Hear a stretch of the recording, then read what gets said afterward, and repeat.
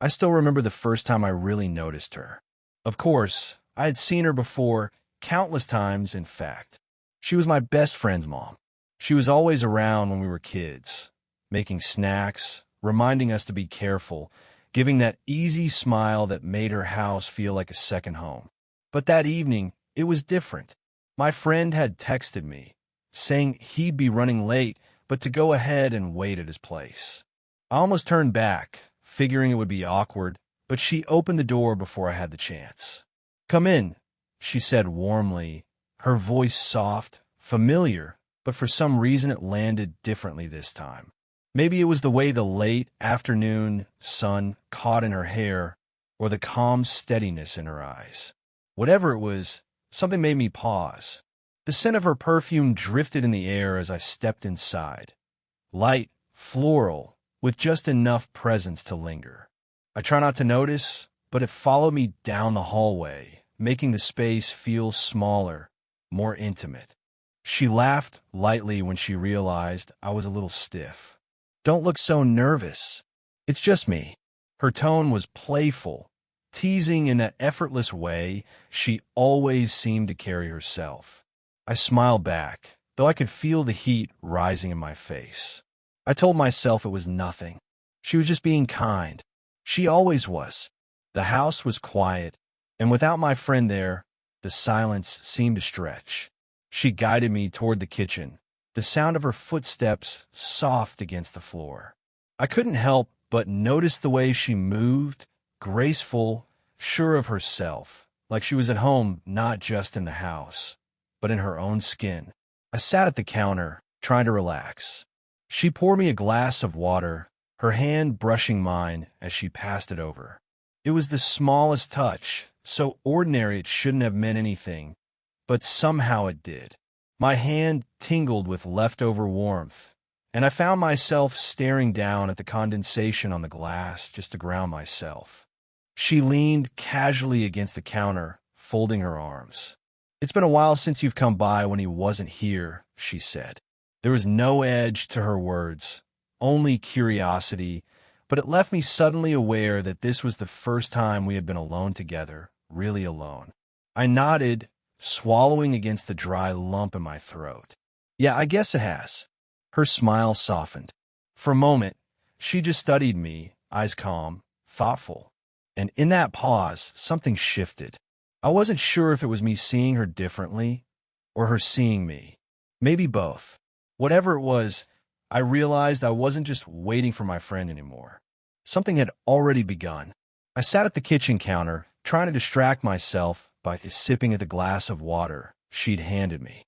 But it was no use. I could still feel the ghost of her touch on my hand, warm and steady, as if she'd left an imprint there on purpose. She noticed, of course. She always seemed to notice more than people gave her credit for. With that knowing smile tugging at the corner of her lips, she tilted her head slightly. "You look nervous," she said lightly. "What's wrong? Do I intimidate you?" Her tone was playful, but there was something behind it, a spark, maybe even a challenge. I laughed, though it came out thinner than I intended. "No, not at all." The truth was yes. A little, but not in the way she probably meant. It wasn't fear exactly. It was awareness, this strange, undeniable awareness of her presence, like my senses had turned up all at once. She stepped closer, resting her hand casually on the counter beside me. Her nails were painted a soft color, elegant but understated. I couldn't help but notice the curve of her wrist, the delicate lines there, and suddenly even breathing felt like work. "Emma," she murmured, studying me. "I think you are."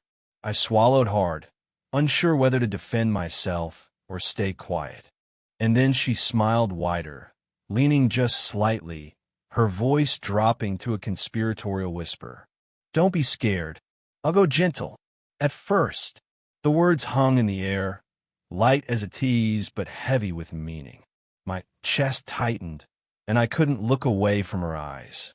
They weren't mocking, and they weren't careless. They were steady, testing, searching for my reaction. For a heartbeat, I forgot how young I must have seemed next to her, forgot every reason this should have felt impossible. All I could think about was the sudden closeness. The warmth of her body just a few inches away, the faint brush of her perfume threading through the air between us, the way her lips curved around each word. I tried to laugh it off, but it came out softer than I meant. "You're teasing me." "Of course," she said smoothly, straightening up but not moving away. "That's what I do best." She turned to grab something from the counter, but not before her hand grazed my arm in passing, deliberate, slow enough that it couldn't have been an accident. The touch lingered, not just on my skin but deeper, stirring something I couldn't name. I gripped the cool glass in my hand like it might anchor me. But the truth was, I didn't want the moment to pass. I didn't want her to step back into that safe, familiar role I'd always known her in. Because for the first time, she wasn't just my friend's mom. She was a woman, sharp, graceful, impossibly confident, and she was looking at me in a way no one ever had before. And I couldn't look away. The kitchen felt warmer than it should have. Maybe it was the sunlight sliding through the window. Maybe it was just her, but every time she moved, I felt my focus drawn with her. She set down her mug of tea and leaned on the counter, her posture relaxed, but her eyes had softened. The playful spark from earlier faded, replaced by something quieter.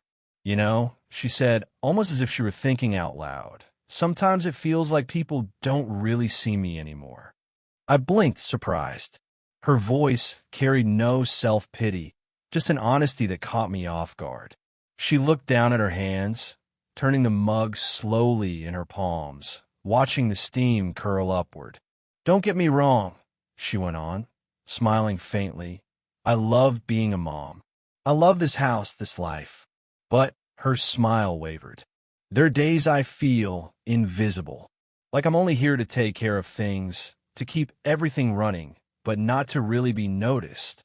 The words lingered between us, delicate and raw. For a moment, I didn't know what to say.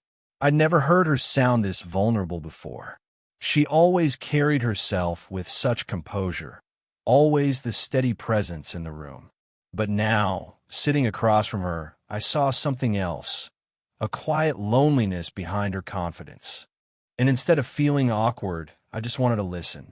"I notice," I said softly before I even thought about the words. Her head lifted, eyes meeting mine. She studied me for a long moment, like she wasn't sure if I meant it. "You do?" she asked. I nodded. "Yeah, you have this way of filling a room. I've always noticed it, even if I never said anything. You're hard to miss." Her lips parted, a small laugh escaping, but it wasn't dismissive. If anything, it sounded like relief. She looked down again, shaking her head. "You don't know how much it means to hear that." She reached for her mug, fingers brushing against mine as I instinctively steadied it for her. The contact was brief, but it carried weight. Warm skin against mine, soft and deliberate, like she didn't want to pull away too quickly. For the first time, I saw her differently. Not as someone older, not as someone off limits, but as a woman, human, layered, and quietly aching to be seen. And for reasons I couldn't explain, I wanted to be the one to see her. Her eyes held mine for a beat too long, and I swear there was a shimmer there, gratitude, maybe, or something deeper. She smiled, softer this time, almost shy. "Thank you," she whispered. And in that fragile pause, I realized something. Beneath the teasing and the laughter, she was trusting me with a part of herself she didn't show often. A part that made me feel closer to her than I'd ever expected to be. The heaviness of her words still lingered between us, but she had a way of shifting the mood before it became too heavy. With a small shake of her head, she straightened and gave me a playful look. "You're too serious for your age," she teased. "Don't tell me you've forgotten how to laugh." Before I could respond, she reached for the sugar jar, only to fumble the lid. It slipped, clattering across the counter before bouncing onto the floor. She gasped, half laughing, half flustered, and I instinctively bent down at the same time she did. Our foreheads nearly collided, and the both of us froze, faces only inches apart. For a split second, the moment was electric, her eyes wide, mine just as startled, and then she laughed. A real laugh, warm and unguarded, the kind that made her shoulders shake. "Smooth," I said, grinning as I handed her the runaway lid. Her laughter spilled over, and it was contagious. I found myself laughing too, the tension from earlier dissolving in the sound. Yet even as we laughed, neither of us moved away. Somehow, in the midst of that silly little accident, we were standing close, closer than either of us intended. Her shoulder brushed mine as she straightened. She didn't pull back. Neither did I.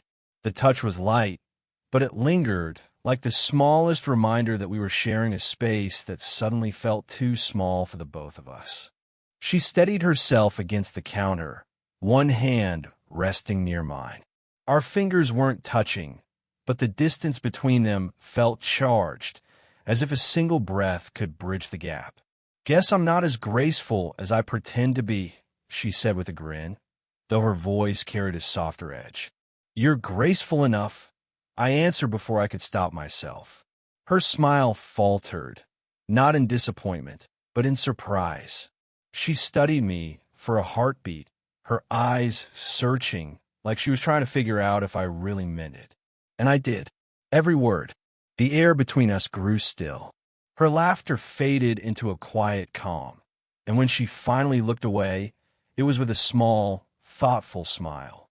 She busied herself with returning the sugar jar to its place, but her hand brushed against my arm in the process. The contact was so light, it could have been nothing. But it wasn't nothing. Not to me. It felt like the universe was playing some quiet trick, giving us excuses to drift into each other's space, to test the edges of what was safe and what wasn't. And the strangest part? Neither of us seemed in a hurry to step back. In the middle of that ordinary kitchen, surrounded by the hum of the refrigerator and the fading light of late afternoon, something unspoken settled between us. Not a question, not an answer, just closeness. Quiet, unexpected closeness. And for the first time, I didn't want the moment to end. After the laughter faded, the kitchen grew quiet again. Not the easy kind of quiet, but the kind that hums with everything unsaid. I sat there, still close to her, still aware of the faint warmth where her shoulder had brushed mine. She was rinsing her mug in the sink, her movements slow, thoughtful.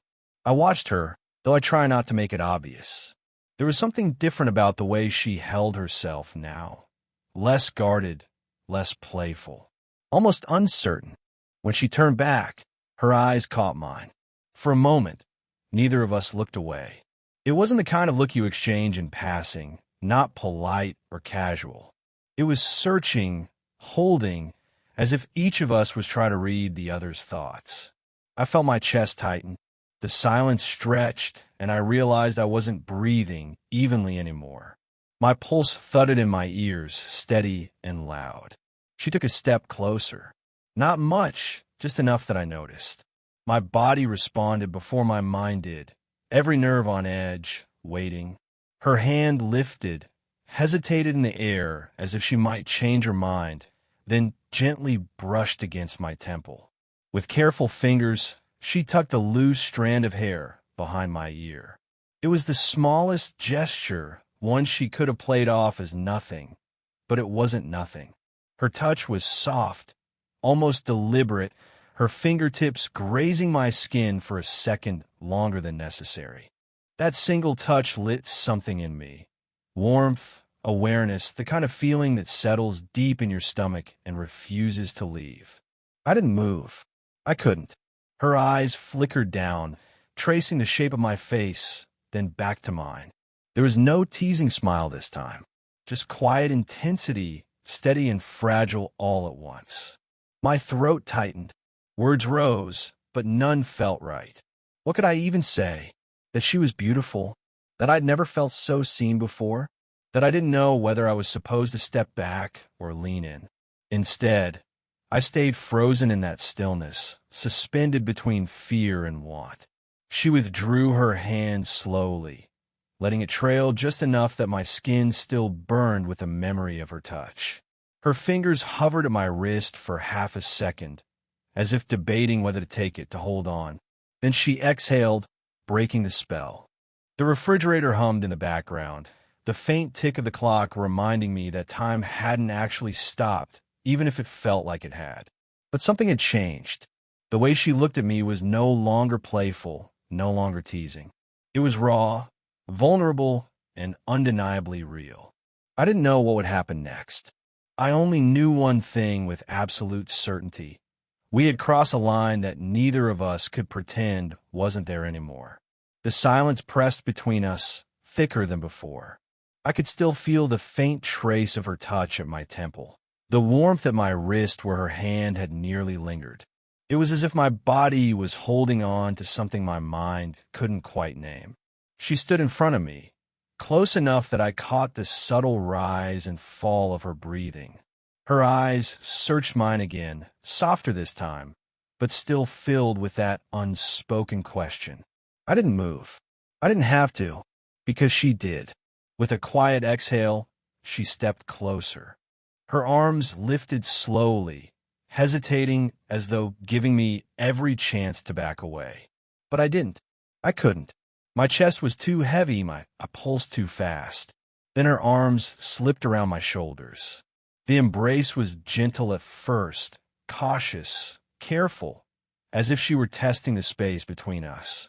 But when I leaned into it, when I let my hands rest against her back, she drew me in fully, pressing herself against me with a steadiness that felt like surrender. Her cheek rested lightly against my chest. For a long moment, there were no words, no laughter, no teasing. Just the quiet rhythm of her breathing, the warmth of her body against mine, and the faint, steady beat of her heart against my ribs. I closed my eyes, letting the sensation settle deep inside me. Her sweater was soft beneath my fingers. Her hair brushed lightly against my jaw, carrying the faintest trace of her perfume. Everything about her was warm, grounding, and yet my whole body buzzed with electricity. I had hugged people before, friends, family, casual gestures, but this was different. This hug wasn't casual. It wasn't safe or neutral. It carried weight, meaning the unspoken acknowledgement of everything we'd been dancing around since the moment I walked through the door. Her arms tightened slightly around me, just enough that I felt the strength in her embrace. And in that small squeeze, I felt something else, trust. As if she were telling me, without words, that it was okay to hold her like this, to let her lean against me. I didn't want to let go. The hum of the refrigerator, the distant tick of the clock, all of it faded. The world outside her kitchen might as well not have existed. It was just her and me, two people clinging to a moment that neither of us had expected, but both of us needed. Eventually, she pulled back, though only slightly. Her hands lingered at my shoulders, her eyes lifting to meet mine. We were close enough that I could feel the warmth of her breath against my chin. She didn't speak. Neither did I. Words would have only broken the fragile perfection of that embrace. And in that silence, I knew with absolute certainty, whatever this was, whatever it meant, it wasn't a mistake. Her hands were still resting lightly on my shoulders when the sound of a car, door shutting, echoed faintly from outside.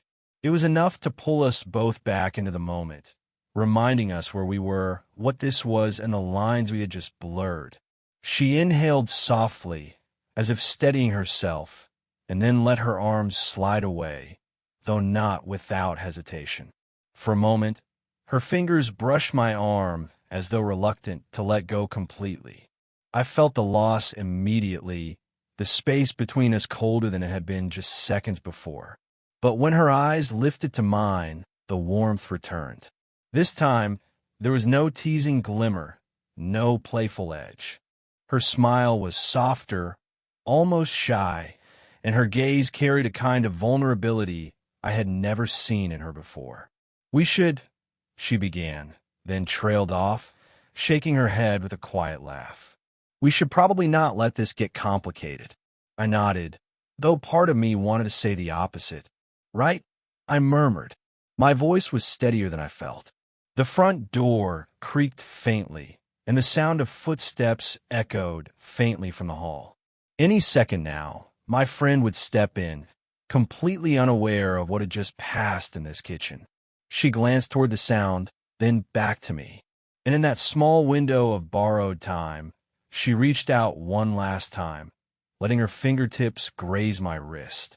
The touch was fleeting but deliberate, carrying the weight of everything we weren't saying aloud. Her eyes lingered on mine, holding me in place. A silent promise, a quiet secret. "Thank you," she whispered, the same words she had spoken earlier, but different now. Deeper, as if she were thanking me not just for listening, not just for noticing, but for being there in a way she hadn't expected anyone to be. The footsteps drew nearer. She stepped back, turning toward the counter, her posture slipping effortlessly into the familiar ease of a mother in her kitchen. By the time my friend called out, she was smiling, that same warm smile I'd seen countless times before. But I knew better now. I knew there was more beneath it. When my friend walked in, I greeted him as if nothing had happened. We talked, laughed, made plans the way we always did.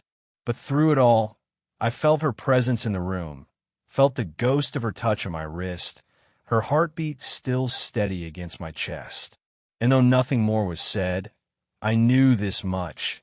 The way she looked at me before she turned away, soft, lingering, unspoken, it would stay with me long after I left that house. Because that day, in the quiet of her kitchen, something had changed forever.